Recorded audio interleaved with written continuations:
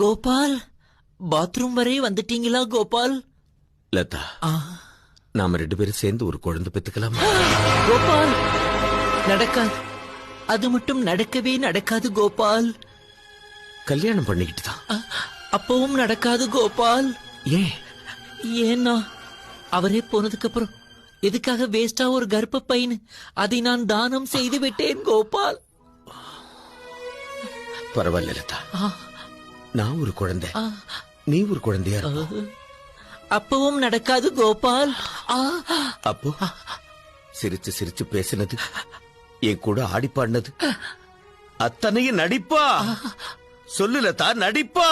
இல்லை இல்லை இல்லை. ஆமாம் கோபால், ஆரம்பத்துல காதலிக்கிற மாதிரி நடிக்கத்தான் நான் வந்தேன். கொஞ்சம் நடிக்கவும் செய்தேன் கோபால்.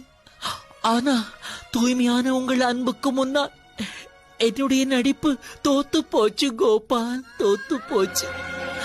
நான் எவ்வளவோ முயற்சி செய்தும் என்னால நடிக்க முடியலே கோபால், நடிக்க முடியலே. இப்பவும் நான் சொல்றேன் கோபால், என் உள்ளத்திலே அவரை தவிர வேறு யாருக்கும் இடமில்லை.